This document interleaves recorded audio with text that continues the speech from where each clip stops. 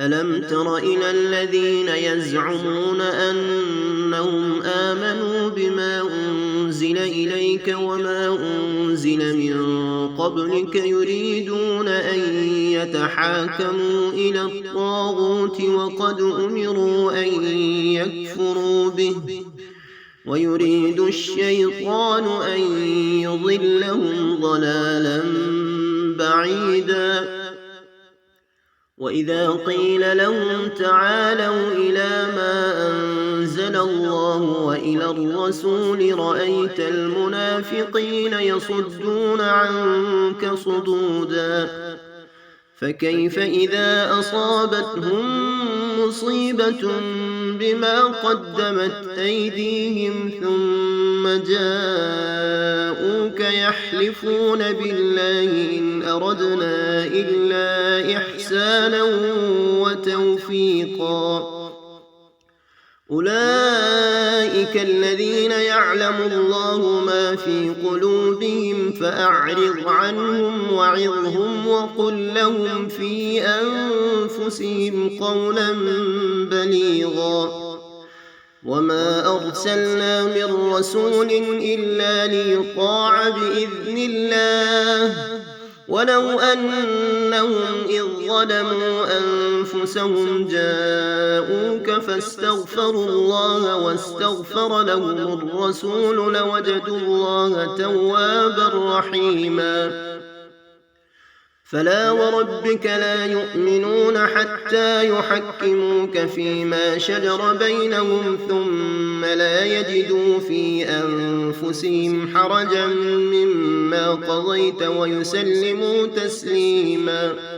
ولو أنا كتبنا عليهم أن اقتلوا أنفسكم أو اخرجوا من دياركم ما فعلوه إلا قليل منهم ولو أنهم فعلوا ما يوعظون به لكان خيرا لهم وأشد تثبيتا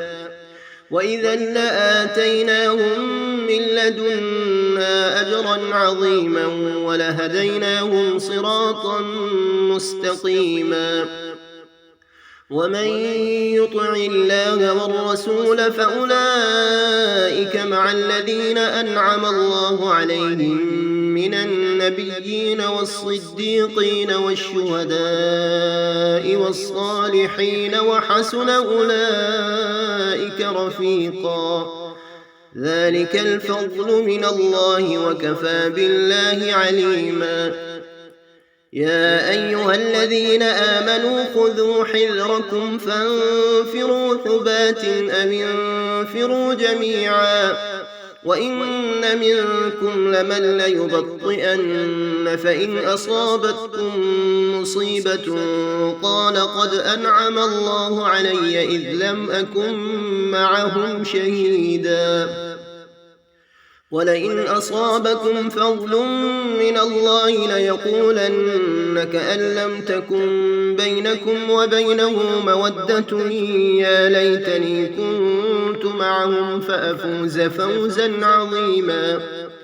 فليقاتل في سبيل الله الذين يشرون الحياة الدنيا بالآخرة ومن يقاتل في سبيل الله فيقتل أو يغلب فسوف نؤتيه أجرا عظيما وما لكم لا تقاتلون في سبيل الله والمستضعفين من الرجال والنساء والولدان الذين يقولون ربنا أخرجنا من هذه القرية الظالم أهلها واجعل لنا من لدنك وليا واجعل لنا من لدنك نصيرا الذين آمنوا يقاتلون في سبيل الله والذين كفروا يقاتلون في سبيل الطاغوت فقاتلوا أولياء الشيطان إن كيد الشيطان كان ضعيفا